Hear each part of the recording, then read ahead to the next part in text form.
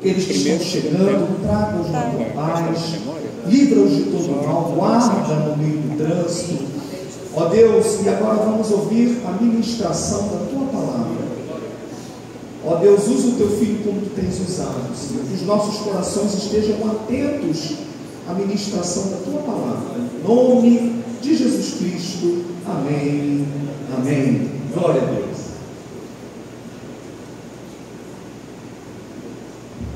Aproveitar para colocar aqui rapidinho. Eu fiquei triste porque eu não pude trazer para o evangelista Robson. Eu disse, sai ele, mas eu devo apresentar um artigo de Hebreus 13, 15, 16, dia 26, aí eu pego na PUC para o Senhor. Eu recebi um convite da PUC Rio para escrever alguns capítulos de livros. Então saiu esse aqui com 396 páginas. Eu tenho um capítulo do céu. É o primeiro, é o primeiro. Tem hebraico, porque sou da área bíblica, então tem que fazer a tradução. A gente não pode usar nenhuma versão, tem que fazer a nossa própria tradução. Mas do lado vem uma barrazinha, vem o português, que ninguém é obrigado a saber hebraico. E aí, gostaram tanto que está saindo do Novo Testamento, Romanos 11, 33 a 36, e a PUC do Sul me pediu 4 capítulos. Santidade em Paulo, 2 João, Marcos 14, que é o julgamento de Jesus, e Hebreus 13, 15 e 16, que está indo para a PUC do Sul, ou deve sair em 2 livros ou 4 livros. Saindo, eu separo de presente, como sempre faço. Toda vez que eu venho aqui, se eu tenho algum livro, alguma coisa, eu sempre trago de presente. Então, como disse o servo de Saul, se tivéssemos um pão para levar ao profeta, como se não é profeta para casa, eu trago o pão de honra. Então, só um capítulo, nada, só um capítulo, só. Aqui, ser pastor da Assembleia de Deus, é o primeiro, e escrever de teologia numa universidade de leitura católica é mais difícil. Então, o reconhecimento de um trabalho, olha por mim que mais ou menos daqui um mês estou fechando aí o mestrado.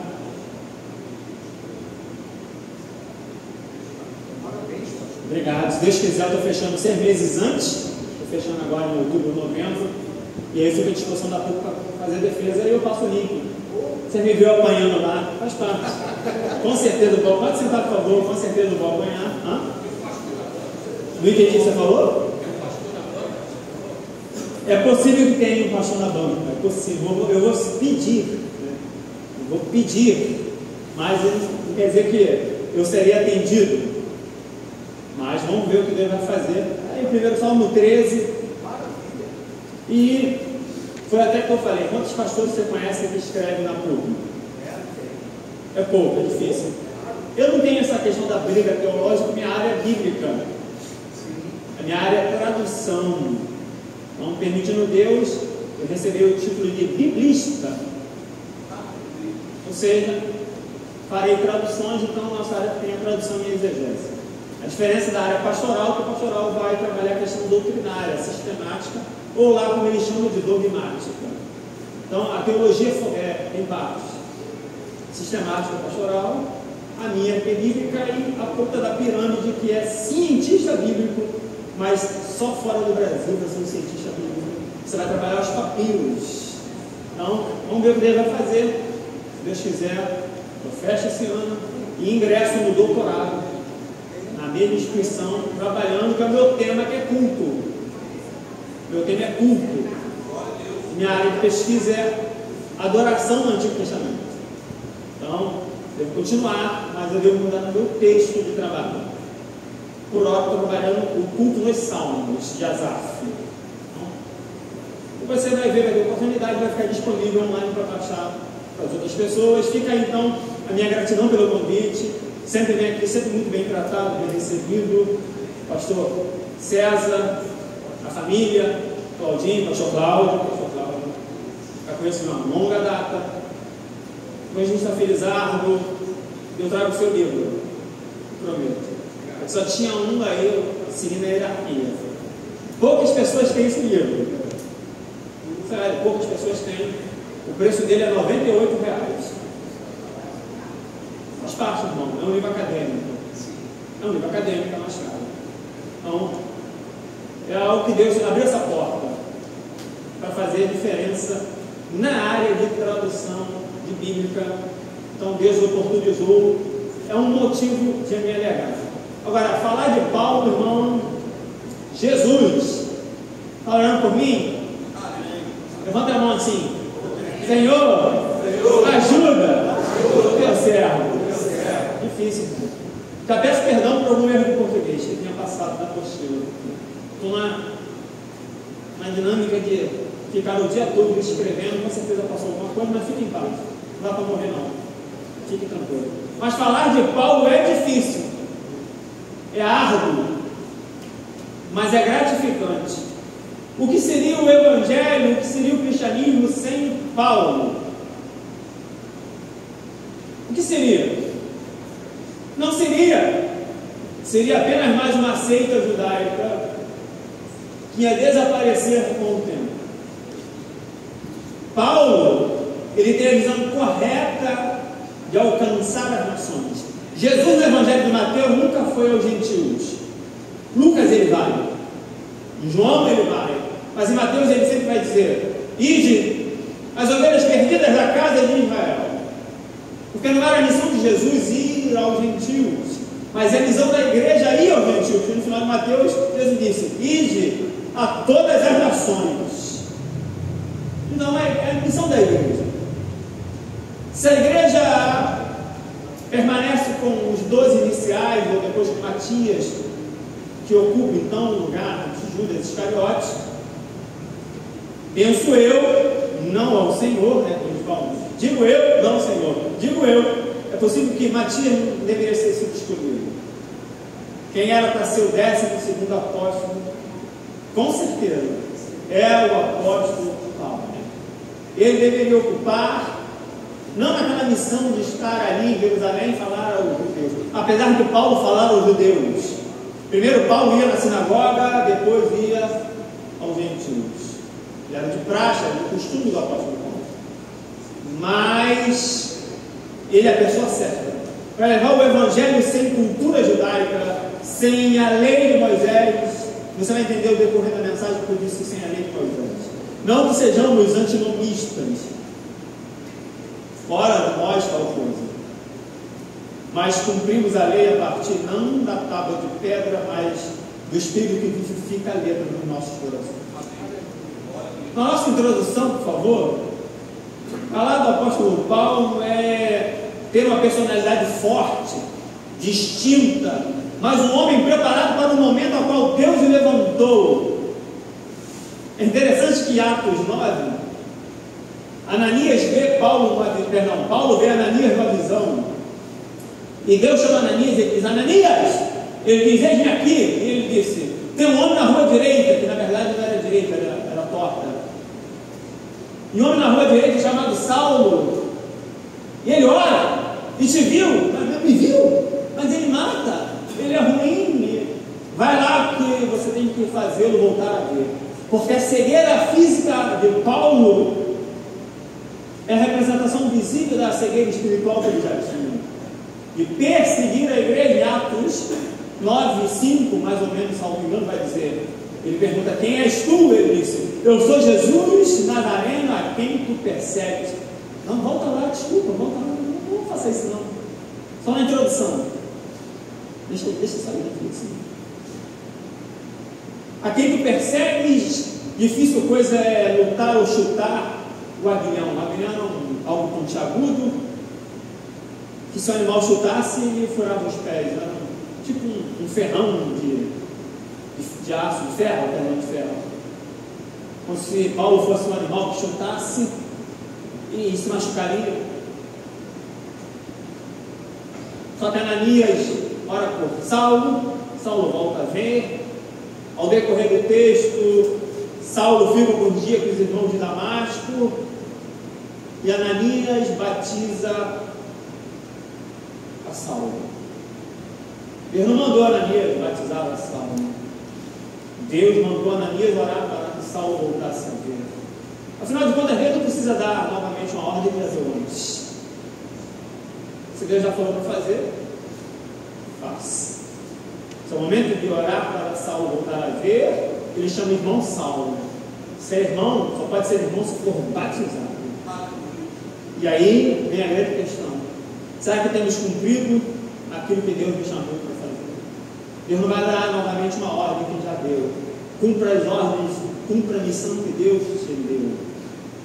Paulo é de uma família aparentemente rica. Primeiro tópico, a origem e a história.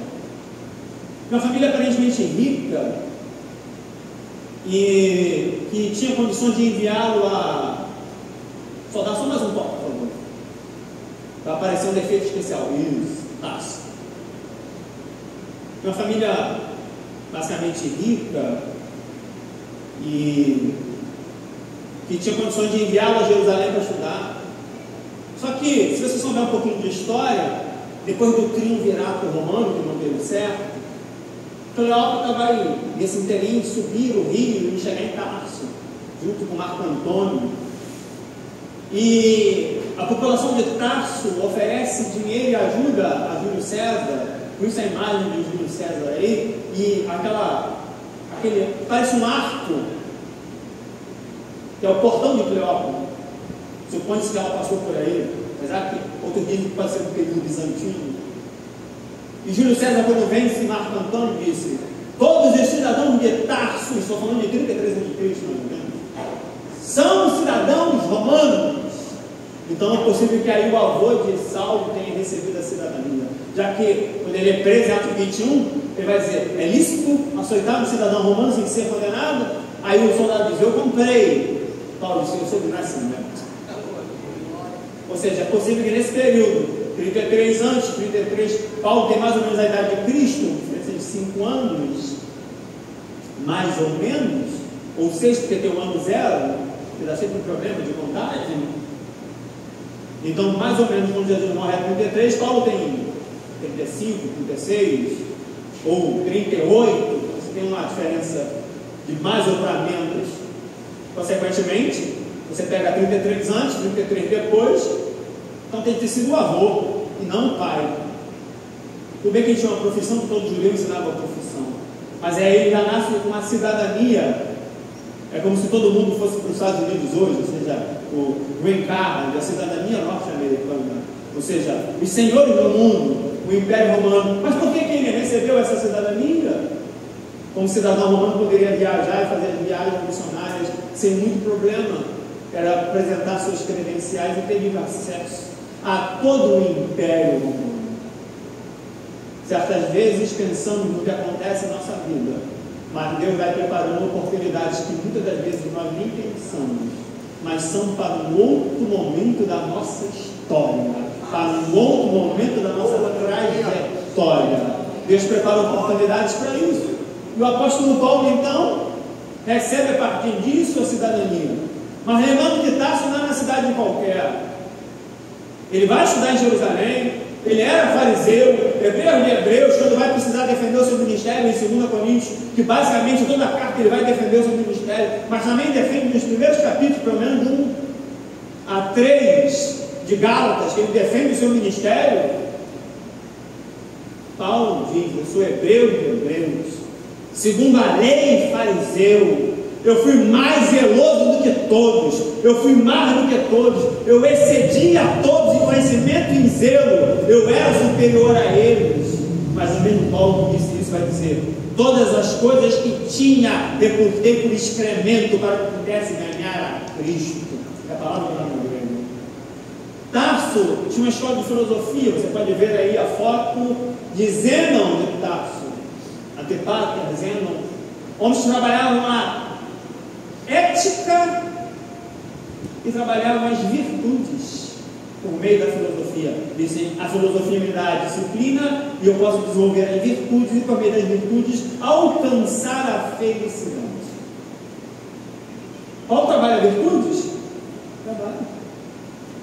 Só que Paulo foi influenciado pela escola estoica? Talvez sim, talvez não. Com um grego, ouvir alguém falar no Areópago, essa pessoa a qual falou tem um grande conhecimento de retórica grega, de filosofia, porque senão não ia parar para ouvir. Inclusive, Damares e Dionísio, o principal do Areópago, o cara que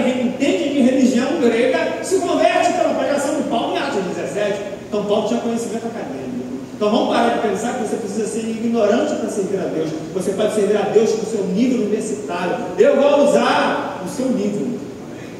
É a grande realidade. Só que Paulo não usa a filosofia para falar da disciplina espiritual. Ele vai usar uma coisa interessante. Paulo tem uma argumentação fenomenal.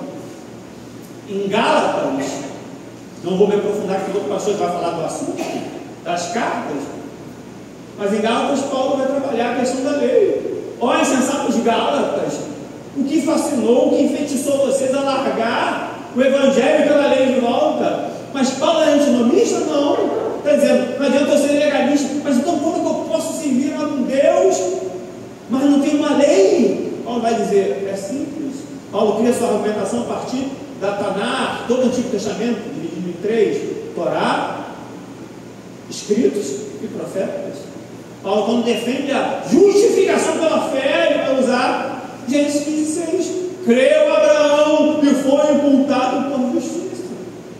Ele vai citar isso em Gálatas, ele vai citar em Gálatas 3:11, Abacuque 2:4, porque o justo viverá pela fé. Ele vai citar o Salmo 43:2, Senhor, não se ire contra o teu servo, porque não é um justo sequer, não existe justo. Paulo trabalha a lei, os profetas e os escritos para formular a sua teologia na justificação pela fé. Quer mais, sim ou não? Sim ou não? Sim. Vou beber uma água.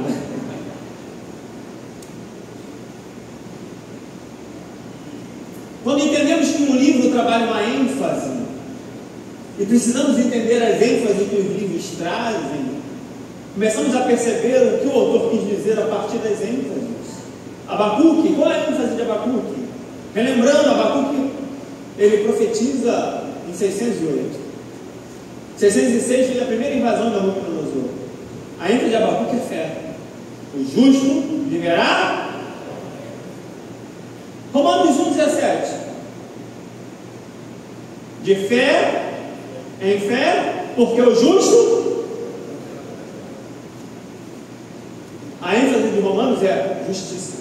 Porque nele, não diz assim, nele que é no Evangelho, se manifesta a justiça. Romanos 1:17, de fé em fé, porque o justo viverá pela fé. Vamos acrescentar alguma coisa, sim ou não? Sim. Gálatas 3:11, porque o justo viverá pela fé. E qual é a ênfase de Gálatas? Viver. Se andamos no Espírito, vivamos no Espírito. Porque se eu vivo no Espírito, eu vivo pela fé. E se vivo pela fé, já estou crucificado com Cristo, 2:20. E se eu crucificado com Cristo, vivo pela fé, produzo naturalmente o fruto do Espírito, que é contrário às obras da carne e contrário à lei, ou seja, eu cumpro a lei sem cumpri-la, não por meio de mim mesmo, mas pelo Espírito que está em mim, sendo assim justificado pela fé, e sendo assim mesmo um homem segundo o coração de Deus, sem cumprir lei nenhuma de Moisés, mas já cumprindo pelo Espírito que está em mim. Quer mais? Hebreus 10, 38, 36 a 38. Se ele recuar, a minha alma não tem prazer nele, porque o meu justo viverá pela fé. Para repetir, porque é importante. Quantas repetições? Qual é a ênfase de Hebreus? Fé. Porque a seção da fé, 10:36 ao 12:4. Olhando para Jesus, autor e consumador da fé. Então, se eu pegar o primeiro e último texto, é de fé em fé, o justo viverá pela fé. O mesmo texto, lido de forma transversal, formado por outros textos, de autores distintos, em épocas diferentes, formam o mesmo texto, nas ênfases que cada autor traz. Isso implica que a revelação é do mesmo Deus. E é impossível a leitura transversal você ler a mesma coisa em textos completamente diferentes. Somente divina para formular um texto desse e revelar que a pessoa que está escrevendo um texto. Se você nem com isso consegue acreditar na palavra de Deus como palavra de Deus, o seu cristianismo está falhando. Não tem como o mesmo texto sendo lido de forma transversal forma o mesmo versículo. O justo viverá pela fé. Falar de Paulo é difícil, irmão. Quem disse que é fácil, Pimenta? Pastor Pimenta. Quem disse que é fácil, né? Não é difícil. Mas é gratificante. Fariseu. Olha como a cultura fariseu, conhecedor de todo o Antigo Testamento. Agora imagine um homem que viveu estudando todo o Antigo Testamento, encontrar-se com Jesus em Damasco, e aí vem um processo de conversão, um contra um. Perseguidor, Paulo, ele vai além da sinagoga. Atos 7, 58, 83 é a morte de Estevão, e a roupa de Estevão é colocada aos pés dele, ou seja, Paulo deu o voto de morte, por isso a roupa é colocada, ou seja, o voto de Paulo foi o mais importante, ou seja, você é responsável por este sangue, coloca a roupa nos pés. E olha como é interessante, a sinagoga mandava excomunhão, excomungar, excomunhão, expulsar, mandava chicotear, mas a sinagoga nunca mandou matar. E Paulo matou. O sangue de Estevão. E olha que Estevão é o único que repete o que Jesus repetiu em Marcos 14. Eis que vejo o Filho do Homem, só que foi de pé, à destra do Todo-Poderoso. E Jesus fala a mesma coisa, e morre por isso. E ele morre porque Jesus fala a mesma coisa que Estevão. Jesus disse: eu vou destruir o templo, eu vou construir em 3 dias outro não feito por mão de homens. Estevão diz: esse templo é feito por mão de homens. Isso significa que a expressão que ele usa quer dizer literalmente: esse templo é um ídolo, é profano, não serve para nada. Ele morre por isso. E Paulo sabia disso. Eles vão dizer: vocês querem destruir os costumes de Moisés. Paulo, ele se encontra com Cristo. Não seria fácil a conversão de um homem do quilate de Paulo se o próprio Cristo não tivesse aparecido. Cristo aparecendo a Paulo, Paulo então começa a ressignificar. Diga, ressignificar. Ressignificar toda a sua teologia. Eu fico triste. Sabia que eu fico triste? Muitos pastores vão para culto e mudam muitos teólogos. São teologias.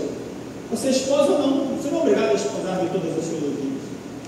Fico triste. Certa vez eu participei de um evento no Sul e me perguntaram: a igreja tem uma crise teológica? Eu falei: sim e não. Ele me perguntou, olhou para mim e perguntou: pastor, sim ou não? Eu falei: sim e não. Não e sim. Explica. A igreja vai bem, obrigado. A igreja não perde, eu perco. A igreja não perde. Se eu falhar, Deus não falha. Se uma geração não entra na terra, outra entra. Deus não perde. Só que eu percebo que as pessoas pararam de encontrar Cristo no texto. Cristo não é mais visto no texto. Prega-se sobre tudo, mas não consegue mais encontrar no texto a chave hermenêutica principal de interpretação: Cristo. Quer um exemplo, sim ou não? Sim. A doutrina da substituição vem sendo construída. Gênesis 3:21, Deus faz roupa para o homem, porque o homem estava nu, perfeito? Lembra da passagem? Belo dia Deus pede a Abraão, diz: Abraão, para o teu filho, teu único. Abraão leva. Isaac morre, sim ou não? Por quê? Por quê? Deus proveu o quê? Carneiro. Cordeiro não sobe mãos. Meu texto é carneiro. Mas ele disse o quê? Cordeiro. É verdade, é a frase dele: Deus proverá para si um cordeiro. Mas no monte tinha carneiro. Isaac morre? Abraão tenta matá-lo? Deus queria a morte de Isaac? Deus já tinha o seu cordeiro. Deus já tinha o seu substituto. João 8, Abraão ficou feliz em ver meu dia, quando o filho alegrou-se, ou seja, o substituto. Isaac não precisava morrer. Mas se você observar o texto, Abraão desce sozinho, encontra-se com o servo, e vão para Berseba. Isaac não desce com Abraão. Isso implica que Isaac passou para a maioridade, como é bem verdade que ele casou com 24. Se Freud tem razão, eu creio que Freud leu Gênesis 22 para formular a sua tese sobre o homem faz a ruptura da criança com o mundo do adulto para a maioridade. Freud explica, mas a Bíblia antes de Freud já estava explicando. Amém. Certo homem tinha várias mulheres. Seu nome era Davi. No palácio, quando ele deveria ir à guerra, ele não vai e olha para uma mulher muito bonita, deveria ser, para virar a cabeça de um homem daquele jeito. Terra, meu Deus, vigia todos. E faz o que não devia. Só que na mesma noite, diz o texto, Deus mandou Natan falar com Davi. Natan chega com a história: ei, tem um caos. Conta que eu gosto de um caos, vamos um café com uma broa de milho aqui, vamos contar um caos. Tinha um homem com várias ovelhinhas, mas chegou viajando, chegou com uma ovelhinha só. Tomou aquela ovelhinha só. Davi tinha um senso de justiça, sim ou não? Merece a morte, mas não teve. O marido da mulher que levou a carta para a sentença, ele era tão fiel que ele não abriu a carta. Pensa, ele era fiel, não abriu a carta. Morre. Davi reconhece que peca. Davi diz: pequei. Natan disse: transpassado é teu pecado. Transpassar não é perdoar, irmão. Transpassar é passar de alguém para outra pessoa. Lembra que eu disse? A doutrina da substituição vem sendo construída no texto sagrado. Quem morre? Quem morre? Quem morre? Deus é justo ou injusto? Por que a criança morre? Deus é justo ou injusto? Por que ele mata a criança? Uma gravidez indesejada favorece um aborto?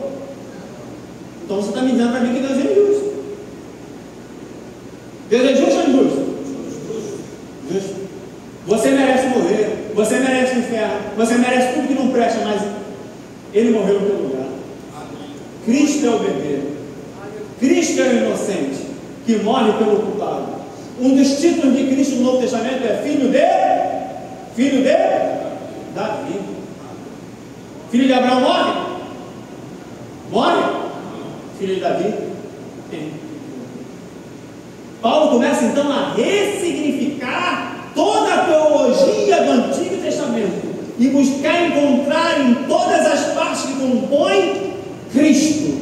É por isso que ele diz: eu só vim pregar Cristo e este crucificado. Eu fui ter convosco não com sabedoria e filosofia, ó irmãos de Corinto, mas eu fui com poder do Espírito, com revelação. Eu não fui com sabedoria, eu fui com revelação e poder, e preguei Cristo, este crucificado. Encontre Cristo nas Escrituras, porque senão você não chega no nível mais profundo do texto. Você está no nível da história, está no nível do princípio, mas não está no nível mais profundo. Cristo está no texto. Imagine Paulo ressignificar tudo que aprendeu de teologia.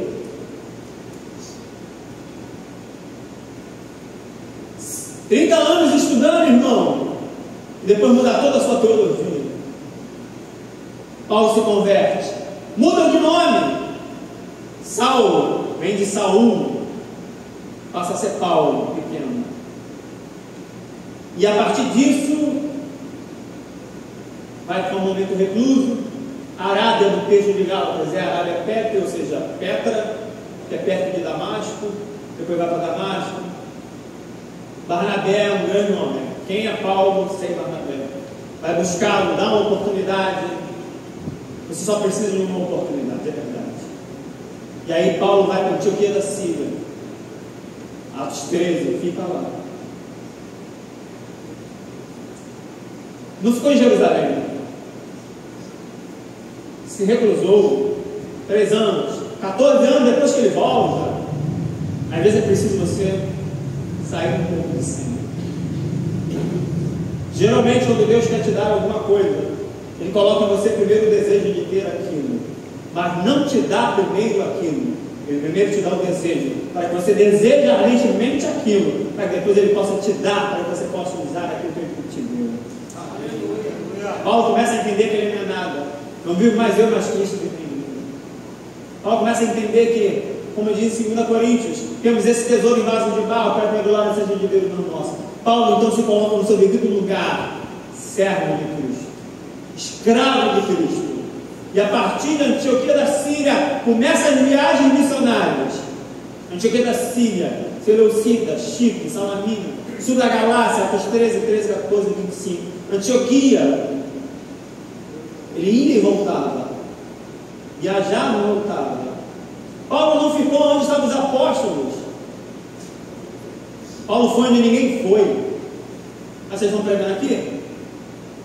Então eu vou pregar onde ninguém foi. E foi.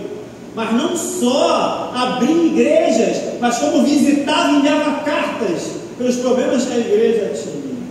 E a partir dos problemas locais, temos as cartas de Paulo com o problema que acontece hoje em dia.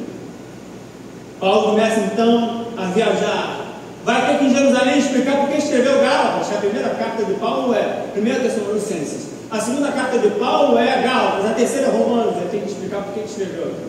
E mostra, olha, o evangelho que Deus me chamou para pregar não é o evangelho da circuncisão.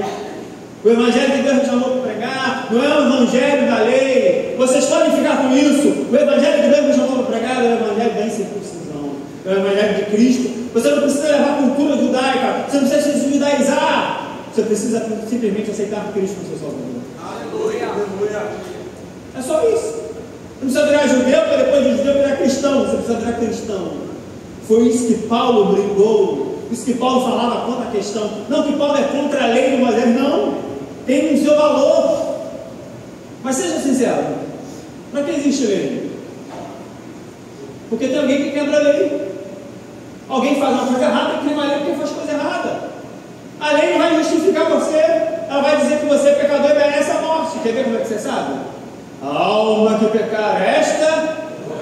Como é que você sabe, gente? Todo pecador sabe isso daqui. Irmão, nós somos pecadores. Paulo entendeu isso plenamente. Aí começa, então, essas viagens missionárias, abrindo igrejas. Foi aonde ninguém foi. E Paulo, quando escreveu a carta, ele sabia o que falava, irmão. Romanos, ele vai escrever, olha, quero ir aí por vocês, mas eu quero por vocês chegar à Espanha. Foi a Espanha? Não sei. É possível, mas eu não sei. Mas ele queria ir onde ninguém foi, literalmente aos confins da terra, aonde ninguém foi pegar um evangelho para salvação, que mudava de vida. Na sua segunda viagem missionária, depois sai novamente a Antioquia da Síria, da Cilícia. Aí vai, tem um problema com Pedro.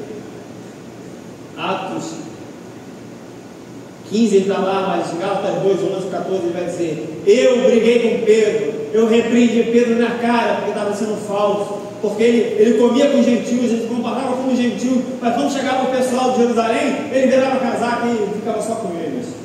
Barnabé também dissimulou, brigou com Barnabé. 2 Pedro 3, Pedro diz: irmão Paulo, tem coisas difíceis de entender. Porque Paulo é chamado de irmão, não de apóstolo, por quê? Você leu o texto? Lembra do texto? Irmão, o que ele falou? Apóstolo Paulo. Ele diz: eu sou presbítero. E fala aos presbíteros. Mas não chama nem Paulo de presbítero. Paulo deve ter morrido com 67 anos, no máximo, sendo um cara legal. 70, uns dizem 80, mas eu acho muita coisa para a época mais. Você já leu o Evangelho de João? Tem certeza? Tem certeza que você leu? Leu assim de cabeça para baixo, como eu? Tem que ler de cabeça para baixo. Leu de forma transversal? Tem que ler de forma transversal. Marcos 1. Pedro é chamado. Marcos 3 é o primeiro na lista dos apóstolos. Marcos 8, a confissão de Pedro, traz o Cristo de Deus vivente.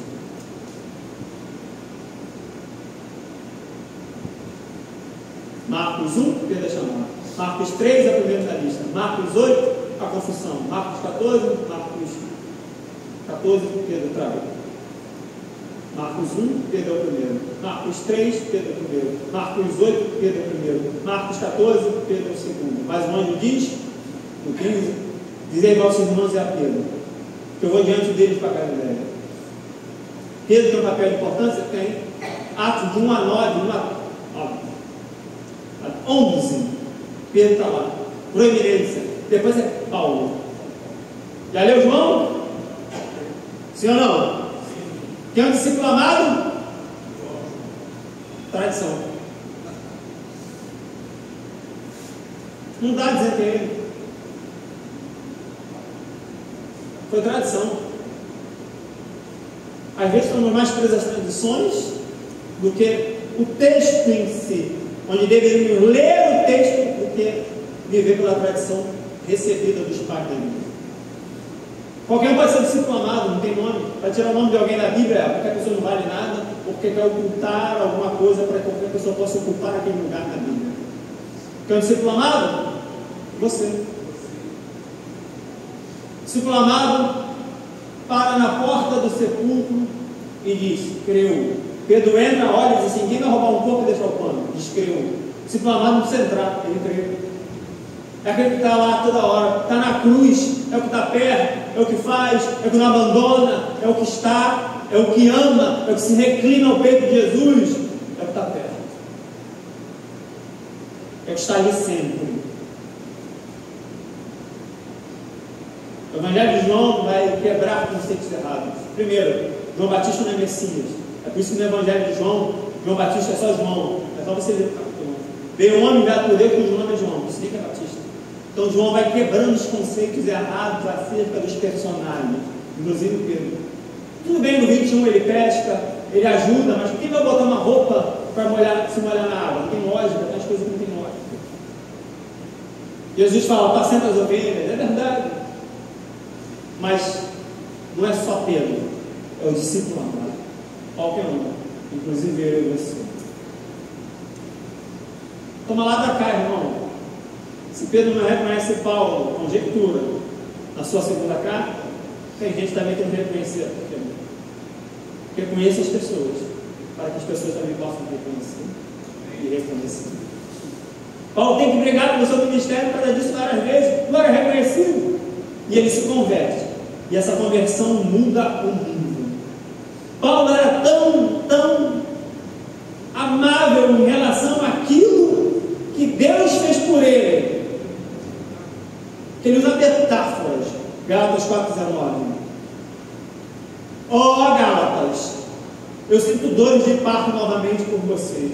Eu estou gerando Cristo novamente com vocês. Olha a preocupação de Paulo como uma mulher tem preocupação do seu próprio filho que gera. Paulo viveu uma vida aparentemente curta, mas intensa, uma intensidade tamanha, um trabalho tamanho, que fez coisas que ninguém fez, e disse, trabalhei mais do que todos, não eu, a graça de Deus em mim. Pregou, evangelizou, fez de tudo. Eu não sei se Marcos 16 é escrito depois do naufrágio.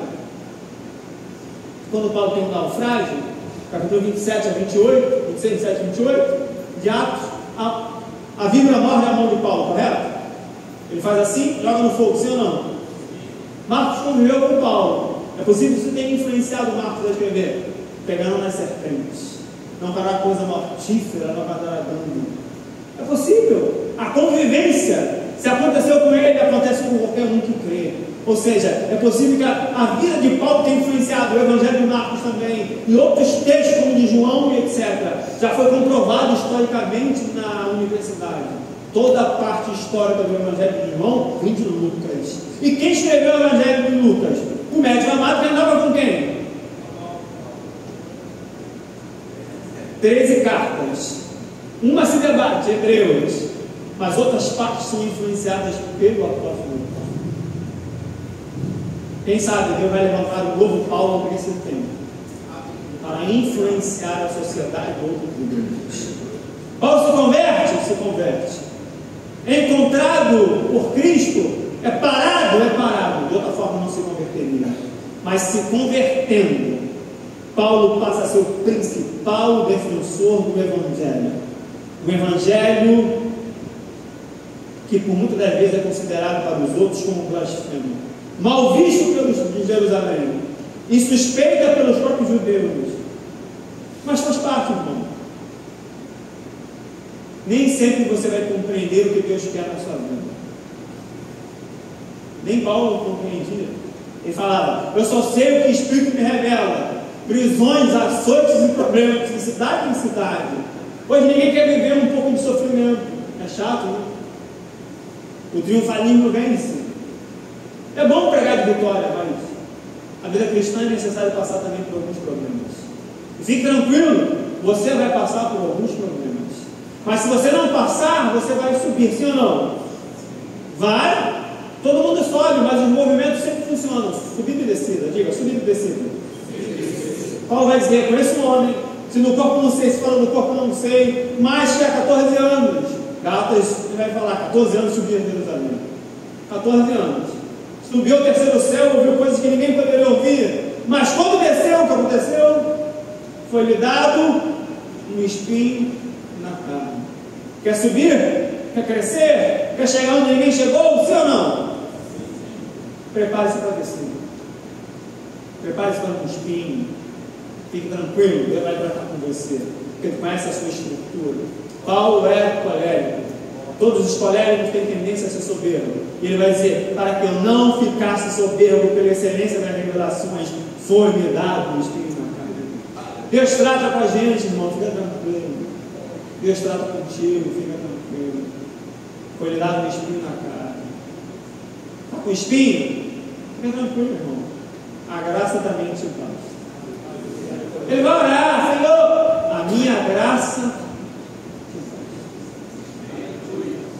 É por isso que Paulo pregava o Evangelho da graça. Irmão, você é salvo como? Pela graça? Não é de vós? Para que ninguém se glorie. Mas se a gente for até o 10, o seu corpo que preenche todas as coisas, para as boas obras que preparou de antemão para nós. Tiago não briga com Paulo, irmão. Lutero pensou, mas não concordo com Lutero, porque são pontos distintos.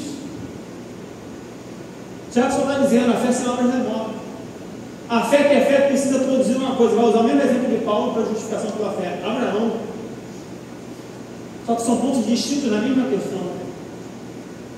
Tiago não está brigando com Paulo, não. Está mostrando pontos distintos.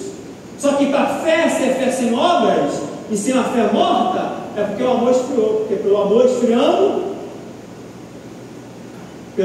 a iniquidade se aumentar, esfria-se o amor. E sem o amor não tem uma fé. Uma fé que produz alguma coisa. A fé só produz se você amar. Se você não amar, a fé não produz. Paulo disse: se eu tivesse fé, da maneira de transportar os montes, 1 Coríntios 13. Mas se não tivesse amor, essa fé não serve. Não serve para nada. Que possamos entender como Paulo entendeu. E precisamos então um caminho mais excelente, que é o caminho do amor. Paulo amou tanto que disse: o amor de Cristo me constrange. Me constrangendo esse amor, eu preciso pregar o Evangelho. Eu prego o Evangelho não porque eu quero que as pessoas se salvem, porque a tendência é que eles não se salvem. Mas eu prego o Evangelho porque o amor me constrange a pregar. Porque Ele me amou de tal maneira. Que maneira Ele me amou? Você já leu João 3,15?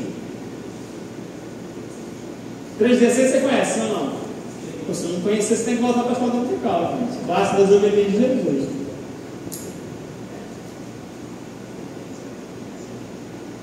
João 3,15: para todo aquele que nele crê não pereça, mas tenha vida eterna.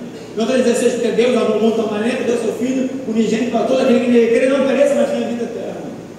17: quem nele crê não está condenado, mas quem crê já está condenado. Paulo vai entender que não é o que ele pudesse fazer, é o que Cristo fez. Não é o que você pode fazer, é o que Cristo fez por você. Aceite o que Cristo fez e se converta. Paulo então entende que ele precisa propagar essa mensagem, Mas Paulo não é a pessoa apenas que toma para si a honra, porque ele coloca vários nomes. Pega as cartas de Paulo, Paulo Timóteo, Paulo Silas, Paulo. Até Marcos que eles pegaram. Colossenses ele diz, traz Marcos. É o último. Irmão, não seja inflexível. Nem Deus é. Deus é inflexível? O princípio da imutabilidade de Deus é que Deus não muda na sua essência, Deus não deixa de ser Deus. Deus não melhora, Deus não piora, Deus não ama mais, Deus não ama menos, Deus é mais justo ou menos justo, Deus é igual por completo em todos os seus atributos. É o princípio da imutabilidade, Deus não muda em nada. Idêntico, perfeito e completo sempre. Mas Deus não é cabeça dura. Moisés falou, mata o povo, não Deus. Tá bom, não vou matar. Um rei estava doente, eu vou dar mais 15 anos de vida. Deus não é engessado, por favor. Deus não é cabeça dura. Paulo começa a entender um Deus que agora move-se não por um princípio da lei, mas o princípio da graça. Mas não uma graça sem graça, mas uma graça porque viver em pecado é anticristão. Se eu já morri em Cristo, se estou crucificado com Cristo, por que peco? Porque viver em pecado é anticristão. Não tem lógica amar o pecado e amar a Cristo. Paulo então começa a entender que vai fundar comunidades, igrejas que vão propagar o Evangelho. Paulo investiu tempo, recursos em pessoas. Investe em pessoas, porque é com o reino. Paulo entendeu que ele teve um chamado e viveu intensamente esse chamado. Mas para entender o chamado de Paulo, só no segundo tópico, isso depois do intervalo. Já estamos chegando a 8h30. Por favor.